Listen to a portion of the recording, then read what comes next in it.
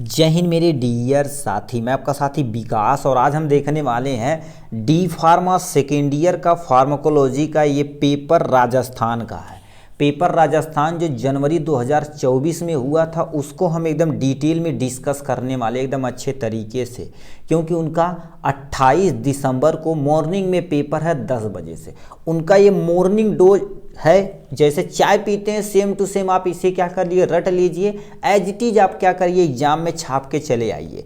ठीक है, तो राजस्थान वालों के लिए ये पोर्शन बहुत ही इंपॉर्टेंट और बहुत ही इंपॉर्टेंट लेक्चर है। यदि मान लेते हैं आप कुछ भी साल भर नहीं पढ़े हैं तो इस लेक्चर को थोड़ा सा आप देख लीजिए। और हमारे द्वारा बनाए गए सुपर 25 क्वेश्चन प्लस में एक साल का पेपर सोल्यूशन को आप दोनों को प्लीज आप कॉन्सेंट्रेट होकर देख कर ही जाइएगा। सुपर 25 क्वेश्चन में टोटल देखा जाए तो 25 क्वेश्चन है। उसमें से देखा जाए तो 10 ही आपके लॉन्ग क्वेश्चन है और 14 आपके शॉर्ट क्वेश्चन है और 30 एक नंबर के क्वेश्चन को रखा गया। वो पेपर 3 साल के एनालिसिस को करके बनाया गया सुपर 25 क्वेश्चन। एक साल के पेपर सोल्यूशन आपको आइडिया दे के जाएगा किस तरह से आपको एग्जाम में अच्छे तरीके से लिखना है। ठीक है, तो चलिए अपने मेन मुद्दे पर चलते हैं, अपने पेपर की तरफ हम देखते हैं कि कैसे क्या चीज़ है। ठीक है, उसको पूरा सोल्यूशन के साथ आपका जो पार्ट बी रहेगा, ठीक है, उसको हम क्या करते हैं इसमें दिखाने वाले हैं। आपके सामने ये रहा पेपर, आपके सामने देख सकते हैं ये राजस्थान का पेपर है। ठीक, आपके सामने ये देख सकते हैं फार्माकोलॉजी पेपर है। ठीक है, जनवरी 2024 में हुआ है। अब सीधे मेन मुद्दे पर अपने चलते हैं यहाँ से। ठीक है, 2 पेज का है ये, उसको क्या कर देते हैं आप स्क्रॉल करके यहाँ पार्ट ए पे आते हैं। ठीक है, पार्ट ए में टोटल 7 क्वेश्चन रहेंगे, कि नहीं 6 क्वेश्चन को अटेम्प्ट करना रहता। हर एक स्टेट से देखा जाए तो थोड़ा सा ये पेपर हटके होता है। ठीक है, तो इसमें पहला क्वेश्चन आपके ध्यान से सुनिए। ठीक है, लिख रखा तुम्हारे पास यहाँ पर, कह दिया तुमसे पास discuss various route of drugs administration with their advantage और डिसएडवांटेज। मतलब पहले ही चैप्टर से पूछ दिया various route of drugs administration. ये सुपर 25 क्वेश्चन में दिया गया है। एकदम आज आराम से प्लीज इसे कॉन्सेंट्रेट होकर देख लीजिए, क्योंकि ये लॉन्ग में आता है हर साल। अब वेरियस रूट क्या होता है? कोई भी ड्रग्स हमारे शरीर के अंदर किस रूट के थ्रू इंटर कराई जाती है उसी को हम क्या बोलते हैं, रूट ऑफ ड्रग्स एडमिनिस्ट्रेशन बोलते हैं। जैसे आपको क्या मुंह के थ्रू ओरल ले सकते हैं, वेजाइना के थ्रू ले सकते हैं, यानी क्या होगा इंजेक्शन के थ्रू आप पेरेंटल ले सकते हैं। ऐसे बहुत सारे होते हैं, स्किन डर्मल हो सकते हैं। ठीक, IV IM ये सब होते हैं ना, उसी के अंतर्गत आते हैं। अब उसका फायदा और नुकसान क्या है इसका वो आपको डिटेल में बताना पड़ेगा। ठीक है, नेक्स्ट क्वेश्चन हमसे यानी 2 नंबर क्वेश्चन पूछ दिया। यहाँ से देखिए क्या तुमसे पूछ दिया, explain the pharmacology of anti cholinergic drugs. यानी कोलिनर्जिक ड्रग्स क्या होती है इसके बारे में। अब देखिए लॉन्ग में है तो सबसे पहले एंटी कोलिनर्जिक ड्रग्स होती क्या इसके बारे में बताना पड़ेगा। ठीक, उसके बाद इसका क्लासिफिकेशन करना पड़ेगा, उसके बाद इसका मॉर्फोलॉजिकल एक्शन वगैरह एडवांस हुआ इंडिकेशन और कंट्रा इंडिकेशन के बारे में आपको थोड़ा आपको बता देना है। मतलब इसे लिखा जाए तो लॉन्ग रहेगा तो कम से कम आपको 2 पेज खींच खांच के लिखना रहता है। ठीक है, नेक्स्ट क्वेश्चन यहाँ से तीसरा नंबर का दे दिया। ठीक है, कोई 6 आपको लिख देना है। ठीक है, नेक्स्ट में लिखना classification of anti epileptic agent. Anti epileptic agent के बारे में आपको लिखना पड़ेगा। ठीक है, उसके बाद इसका क्लासिफिकेशन करना पड़ेगा। देखिए पहले हेडिंग डाल के इसकी परिभाषा लिख देंगे और इसके बाद इसका क्या कर देंगे, क्लासिफिकेशन लिख देंगे। फिर हाईलाइट, ठीक है, highlight pharmacological of any one agent. मतलब एक जैसे क्लासिफिकेशन करेंगे ना, किसी एक एजेंट को उठा के उसका फार्माकोलॉजिकल एक्शन बता देना कि हार्ट पे काम कैसे करेगा, यानी सांस पे क्या इफेक्ट पड़ेगा, यानी हमारे अदर सिस्टम पे क्या इफेक्ट पड़ेगा, ये सब को अच्छे से एक्सप्लेन कर देंगे, आपका काम हो जाएगा। ठीक है, नेक्स्ट में तुमसे कह दिया यहाँ से, अभी इसका जो तीसरा जो एक नंबर रखा सबको हम अच्छे तरीके से बताएंगे। नेक्स्ट में लिखा English different classes of anti ulcer drugs and add note on proton pump inhibitor. ये भाई बड़ा ज़्यादा पूछा जाता है प्रोटॉन पंप इनहिबिटर के अंतर्गत में। तो सबसे पहले तुम्हें बताना एंटी अल्सर ड्रग्स। अल्सर क्या होती है, ऐसी दवा जो अल्सर को ठीक करने के लिए प्रयोग की जाती है उसी को एंटी अल्सर ड्रग्स बोलते हैं। पहले ये लिखना है, उसके बाद इसका क्लासिफिकेशन करना पड़ेगा। ठीक, क्लासिफिकेशन करने के बाद तुम्हें क्या करना, प्रोटॉन पंप इनहिबिटर पे 8-60 नोट आपको अच्छे तरीके से लिखना पड़ेगा। ठीक, ये तो आपका क्वेश्चन था। यानी 5th नंबर को क्वेश्चन हमसे पूछ दिया है, कह दिया discuss the mechanism of anti diarrhoeal drugs. Anti diarrhoeal drugs क्या होती है, ऐसी दवा जो ड्रग्स के प्रति प्रयोग की जाती है उसे एंटी डायरियल ड्रग्स बोला जाता है। ठीक है। तो इसके क्या करना पड़ेगा, अच्छे से आपको मैकेनिज्म, पहले देखिए ड्रग्स की यानी डिफिनेशन लिखेगा एंटी डायरियल ड्रग्स के बारे में, उसके बाद इसका क्लासिफिकेशन कर दीजिएगा, अच्छे से काम हो जाएगा इजी तरीके से। ठीक है, उसके मैकेनिज्म आप एक्शन को अच्छे से एक्सप्लेन कर दीजिएगा, काम खत्म हो जाएगा। ठीक, नेक्स्ट में तुमसे कह दिया, यहाँ से आप देखते चलिए, कह दिया तुमसे what are the corticosteroid drugs, होती क्या है। ठीक है, इसकी डिफिनेशन लिखना पड़ेगा। फिर क्या रखा, explain the mode of action at the any one agent. अब देखिए क्लासिफिकेशन इसमें भी करना पड़ेगा आपको, क्योंकि क्लासिफिकेशन करेंगे फिर एक एक्सप्लेन, यहाँ पर एक को उठा के क्या करना पड़ेगा, अच्छे से क्या करना पड़ेगा, एक्सप्लेन कर देना उसका एक्शन वगैरह कैसे परफॉर्मेंस होता है। ठीक है, फिर नेक्स्ट में तुमसे पूछ दिया non steroidal anti inflammatory drugs, ये देखा जाए तो बहुत इंपॉर्टेंट क्वेश्चन है। NSAID discuss the pharmacological of the aspirin, aspirin का क्या करना पड़ेगा, इसको अच्छे से लिखना पड़ेगा। तो non steroidal anti inflammatory drugs क्या होती, ऐसी दवा जो स्वेलिंग को और थोड़ी बहुत पेन को, दर्द को, ठीक है, सूजन को कम करने के लिए पर यूज करे तो उसे non steroidal anti inflammatory drugs बोलते हैं। ठीक है, उसके फिर क्लासिफिकेशन इसका करना पड़ेगा। फिर pharmacological action of aspirin, aspirin का फार्माकोलॉजिकल एक्शन भी आपको क्या करना पड़ेगा, अच्छे तरीके से बताना पड़ेगा। ठीक, तो ये सातों क्वेश्चन में से किन्हीं 6 क्वेश्चन को आपको अच्छे से अटेम्प्ट करना रहेगा, तब अपना काम होगा। ठीक, तो ये थे लिए 6 क्वेश्चन ये हो गया। नेक्स्ट में देते हैं पार्ट सेकंड पे। पार्ट सेकंड पे आपको टोटल 6 क्वेश्चन करना रहता है। 7 क्वेश्चन यहाँ से आपको दिया गया है। ठीक है, 7 क्वेश्चन दिया। सबसे पहले तुमसे कह दिया स्कोप ऑफ फार्माकोलॉजी, फार्माकोलॉजी होती क्या, इसका स्कोप एक पेज में आपको अच्छे से एक्सप्लेन करना पड़ेगा, क्योंकि 3 नंबर का है। ठीक है, ये हो गया। नेक्स्ट में तुमसे कह दिया यहाँ से, ठीक है, लिखा है यहाँ पर write a note on the myasthenia gravis and its management, myasthenia gravis होती क्या, इसके बारे में बताना पड़ेगा थोड़ा सा। उसके बाद इसका मैनेजमेंट एक्चुअल में कैसे किया जाए उसके बारे में आपको बताना पड़ेगा। नेक्स्ट में तुमसे पूछ दिया है, यहाँ से कह दिया discuss management of glaucoma, glaucoma क्या होती है, एक आई डिजीज होती है जो आपके आंखों में होने वाली, मायोटिक होता है, मियोटिक होता है और एक ग्लाइकोमा होता है। 3 डिजीज हमारे आंखों में होने वाली आपके सिलेबस में है। ठीक है, ये हो गया इनके बारे में। नेक्स्ट में तुमसे कह दिया elaborate the physical role of the parathyroid hormone. ठीक, देखिए लिखा, पैराथार्मोन लिखा, तो ये हार्मोन के बारे में आपको बताना पड़ेगा, इसका रोल एक्चुअल में होता क्या है इसका। अब देखिए ये यदि कम निकलेगा ना तो हमारा मेंटल ग्रोथ रुक जाएगा, बॉडी डेवलपमेंट रुक जाएगा, ऐसे बहुत सारी चीज़ें होती हैं इसी के अंतर्गत। नेक्स्ट में तुमसे कह दिया यहाँ से, ठीक है, यहाँ से हमसे क्या कह दिया है, define biological agent, give their indication with their example के बारे में आपको बताना पड़ेगा। देखिए सबसे पहले बायोलॉजिकल एजेंट होता क्या है इसके बारे में आपको बता देना है। फिर इसका क्या करना पड़ेगा, give their indication with their example, उसके बाद आपका इंडिकेशन वगैरह इसके बारे में बताना पड़ेगा अच्छे तरीके से। नेक्स्ट में तुमसे कह दिया यहाँ से, कह दिया discuss drugs therapy of shock यदि किसी लग जाता है किसी पर्सन को ना, तो ड्रग्स थेरेपी आपको बताना पड़ेगा अच्छे तरीके से इसमें। नेक्स्ट में तुमसे कह दिया यहाँ से, ठीक है, लिख रखा तुम्हारे पास, give the indication and contraindication of bronchodilator. Bronchodilation मतलब क्या होता है, जो आपकी ब्रोंकियोल होता है एल्वुलाई वाले रीजन के जस्ट ऊपर वाले पे, वो पर डाइलेशन कैसे कर देते हैं। ठीक है, डाइलेटर ऐसी दवा जो उसको डाइलेशन को चौड़ा थोड़ा सा कर देती है।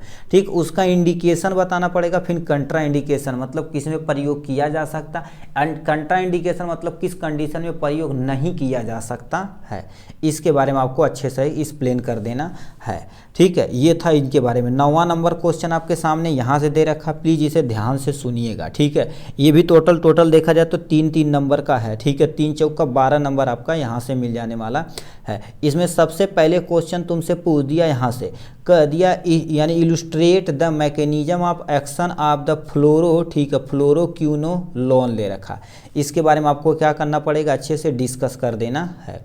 नेक्स्ट में तुमसे कह दिया यहाँ से, ठीक है, यहाँ से कह दिया तुम्हारे पास elaborate factor affecting drugs absorption. ऐसे ड्रग्स एब्जॉर्प्शन आप पढ़ेंगे कौन कौन से ऐसे फैक्टर है जो ड्रग्स एब्जॉर्प्शन को इफेक्ट करते हैं। जैसे किसी दवा की हार्डनेस पे डिपेंड करता है, ठीक है, और किसी के यानी फूड इंटरेक्शन पे डिपेंड करता है, यदि वाटर सॉल्युबिलिटी पे डिपेंड करता है। ऐसे बहुत सारी चीज़ें जो हमारे ड्रग्स एब्जॉर्प्शन में इफेक्ट डालते हैं, उसी के बारे में बताना पड़ेगा आपको। नेक्स्ट में दे रखा तुम्हारे पास क्या हो गया, explain physiology physiological and pathological role of the vitamin D. Vitamin D हमारी बोन फार्मेशन में मदद करता है, टीथ फार्मेशन में मदद करता है, ठीक है। और जिसे विटामिन डी से कैल्शियम वगैरह देते हैं तो ये क्या कर देता है, हमारे मसल कॉन्ट्रैक्शन में भी क्या कर देता है, मदद करता है। इनकी कमी से देखा जाए तो हमें सूखा रोग और हड्डियां कमज़ोर हो जाती हैं। ये सारे चीज़ें एक्सप्लेन कर देना है।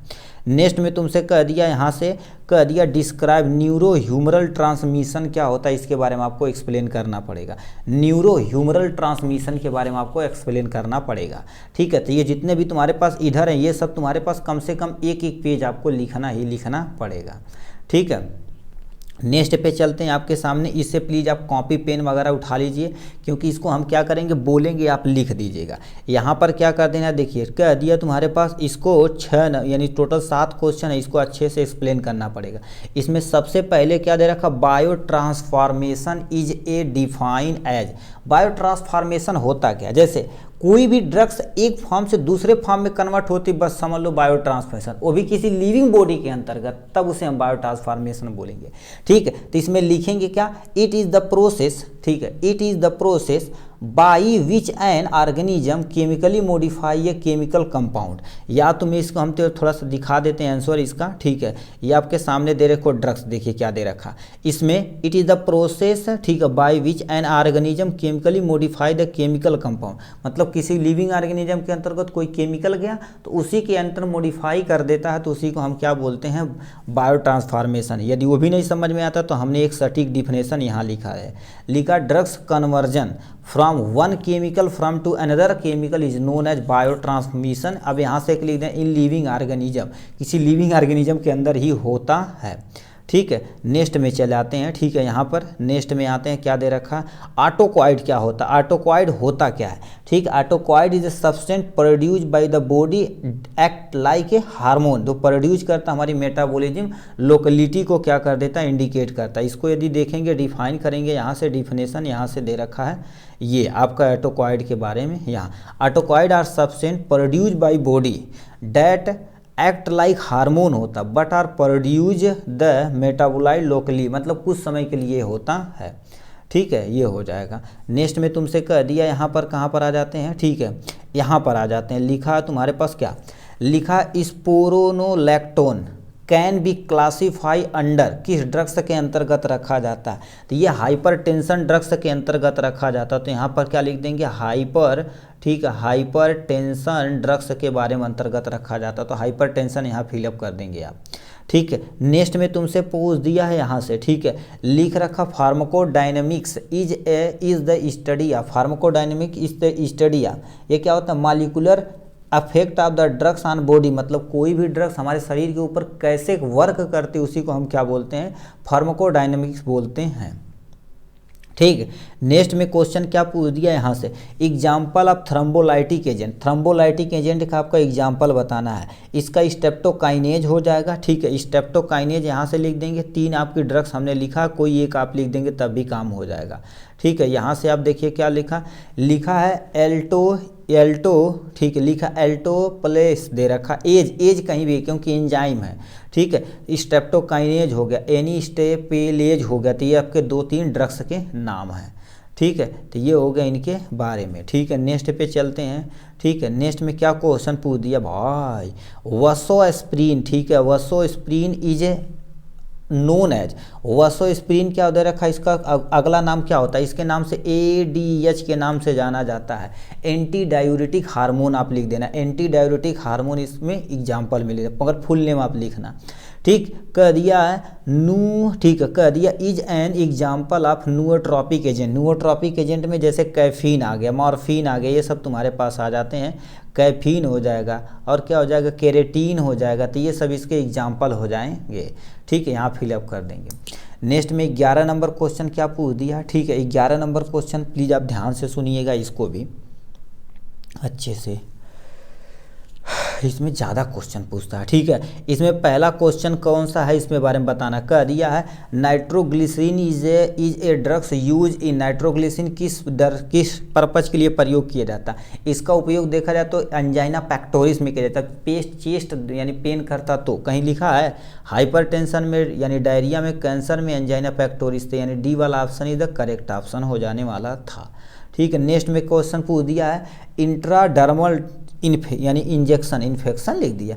Injection can be deliver eight which angle, मतलब किस एंगल के थ्रू दिया, तो 10 से लेके 15 के एंगल के बीच में, डिग्री के बीच में होता है। तो ए वाला ऑप्शन क्या हो जाएगा आपका करेक्ट ऑप्शन हो जाएगा। ठीक है, करेक्ट ऑप्शन हो जाएगा। यहाँ से तुम्हारे पास क्या दे रखा है, लिखा main function of oxytocin. Oxytocin कब दी जाती है, जब कोई बेबी डिलीवर होना रहता है तो उस कंडीशन में उसकी जो बच्चेदानी होती है, यूट्रस होती है, उसे क्या कर दी जाती है, इंड्यूज करती कि उसे फोर्स करती कि बेबी को बाहर की तरफ निकाला जाए।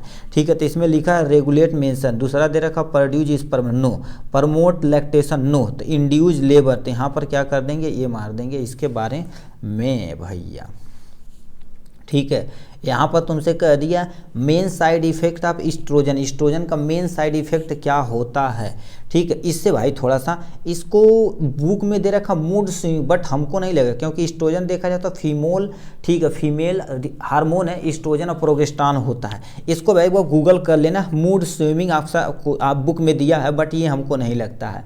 ठीक है, main side effect of estrogen का मेन साइड इफेक्ट क्या होता है, मूड स्विंगिंग। दूसरा तुम्हारे पास बीच टाइटनेस दे रखा, या वेट गेन होता है, या डायरिया होता है। प्लीज़ इसे एक बार गूगल कर लीजिएगा। ठीक है, ये हो गया इनके बारे में। नेक्स्ट क्वेश्चन पूछ दिया, इसमें ये दे रखा, कह दिया तुम्हारे पास क्या हो गया, लिखा है डेक्स्ट्रोमेथोफान।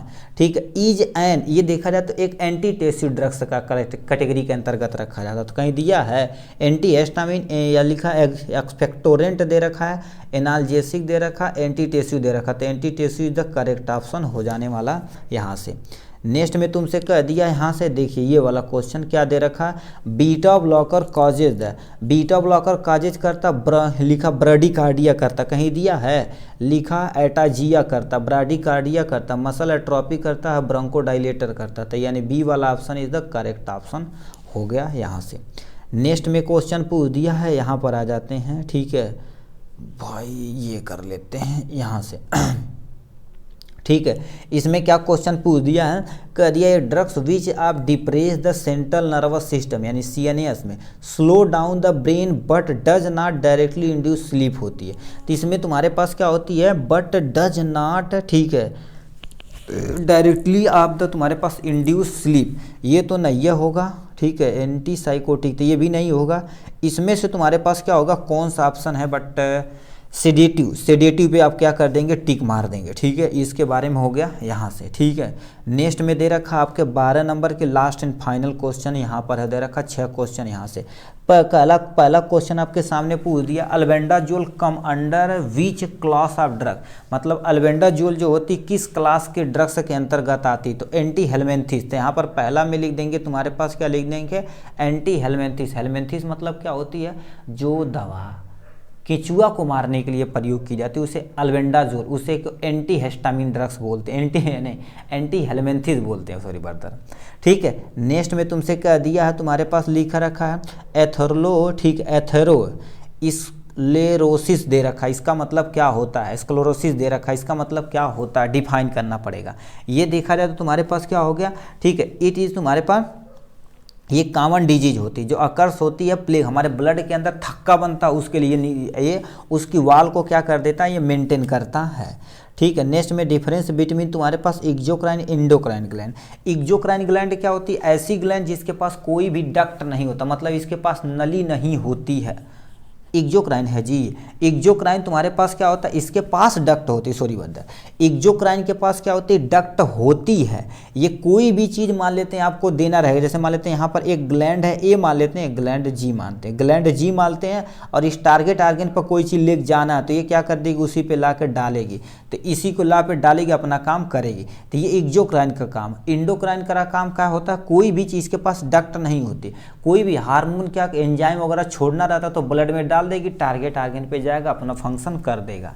ठीक है, इसका एग्जांपल एंडोक्राइन का तुम्हारे पास क्या एग्जांपल है, सलाइवरी ग्लैंड हो गया, पैंक्रियाज होगा, लीवर हो गया। एंडोक्राइन ग्लैंड प्यूटिटरी ग्लैंड होगा, थायरॉक्सिन ग्लैंड होगा। ऐसे बहुत सारे ग्लैंड होते हैं जो इसके अंतर्गत आते हैं। ठीक है, ये हो गया इनके बारे में। नेक्स्ट में तुमसे कह दिया कॉज, ठीक है, लिखा है dash dash dash cause permanent deafness. ठीक है, when given the during the pregnancy. यहाँ पर देखा जाए तो तुम्हारे पास क्या होगा, ड्रग्स का नाम बताना है। ठीक है, यहाँ पर देखा जाए तो कई, एक तो सेवरल नहीं, बहुत सारे होते हैं। जैसे आयरन की कमी होगी तो मतलब कहते हैं मम्मियों को आयरन की कमी प्रॉपर होनी नहीं चाहिए। ठीक है, क्योंकि उस समय बेबी अच्छे से ग्रोथ फेज पे होता है। ठीक है, तो यहाँ पर आयरन भी फिलअप किया जा सकता है। ठीक है, तो बहुत सारी चीज़ यहाँ फिलअप किया जाता है। इसका तो आंसर एग्जैक्ट नहीं बता सकते भाई। ठीक है, कह दिया तुम्हारे पास ग्रेसेओफुल्विन एक्ट बाय द यानी लिखा है डिस्ट्रैक्टिंग दैट। इसको क्या करता है, इसमें देखा जाए तो एक होता है जिसका नाम तुम्हारे पास क्या होता है, यहाँ पर क्या होता है, टीनीटस होता है। ठीक है, टीनीटस होता है जो हाई ब्लड प्रेशर के लिए क्या होता है, रिस्पॉन्सिबल होता है। तो यहाँ पर क्या कर देंगे, इसी को फिलअप कर देंगे यहाँ। ठीक, नेक्स्ट में तुमसे पूछा कैरेक्टरिस्टिक सिम्टम ऑफ द, तुम्हारे पास अमीबियासिस। अमीबियासिस होगी तो हमें डायरिया होगा, लूज मोशन बहुत तगड़ा तुम्हारे पास होगा। ठीक है, रुकना भाई 1 मिनट, इसे रुक जाओ। डी वाले में तुम्हारे पास एक आयरन की तुम्हारे पास हाई ब्लड प्रेशर, रुक जाओ, इसमें आपको डी वाले में तुम क्या फिलअप करोगे, टी आई। ठीक है, TINNIT, टीनीटस होता है। ठीक है, टीनीटस यहाँ से फिलअप करेंगे। ठीक है, लिखा ग्रेसियोफुल्विन एक्ट, अच्छा डिस्ट्रैक्टिंग द। ठीक है, ये तुम्हारे पास ये एक दवा का नाम है। हम कहें यार बताओ भयानक टाइप में, ये एक दवा का नाम है जो फंगस में प्रयोग किया जाता है। तो यहाँ पर लिखेंगे डिस्ट्रैक्टिंग द फंगल सेल। यहाँ पर क्या लिख देंगे आप, फंगल सेल। ये दवा का नाम आया तब हम जान रहे हैं भाई। ठीक है, एक क्वेश्चन हम स्किप कर दिए थे, फंगल सेल हो जाएगा, चाहे आप फंगीसाइड यहाँ से आप फिलअप कर सकते हैं। नेक्स्ट लिखा कैरेक्टरिस्टिक ऑफ अमीबियासिस। अमीबियासिस किसके, इसमें कैरेक्टरिस्टिक सिम्टम क्या होता है, इसमें उस पर्सन को डायरिया हो जाएगी, स्टमक पेन होगा बहुत तेरे से, वाटर का लॉस हो जाएगा, डिहाइड्रेशन हो जाएगा, ऐसे बहुत सारी कमियाँ हो सकती हैं। ठीक, तो ये था आपका टोटल राजस्थान का पेपर, आराम से यहाँ से देख सकते हैं। ठीक है, तो ये देखिए उसका पूरा सॉल्यूशन हमने क्या कर दिया, यहाँ से लेके आपको दिखाते चलते हैं, नंबर वाइज हमने क्या कर दिया, इसे डाल के आपको रख दिया। ठीक है, नेक्स्ट में आप क्या कर सकते हैं, यहाँ से इसको देख सकते हैं, एंजाइना पेक्टोरिस 15 से लेके 10 से लेके 15 डिग्री पे डाला जाता है। ये एक्सोक्राइन, देखो एक्सोक्राइन का डिफिनेशन है। ठीक है, डी वाला तुम्हारे पास जो बोले हैं ना, तुम्हारे पास प्रेगनेंसी में टीनिस्टस होता है। ठीक है, लास्ट में तुम्हारे पास ये दो ना फंगीसाइड, जो फंगस वो दवा का नाम था। ठीक है, तो ये था इनके बारे में। तो ये टोटल हमने सबको क्या कर दिया, अच्छे तरह से एक्सप्लेन कर दिया। प्लीज़ सुपर 25 क्वेश्चन और 1 साल का पेपर सॉल्यूशन जरूर से ज़रूर देख लीजिएगा। चलिए आज के लिए बस इतना ही, फिर मिलेंगे नेक्स्ट वीडियो में नेक्स्ट टॉपिक के साथ। तब तक के लिए bye bye and take care.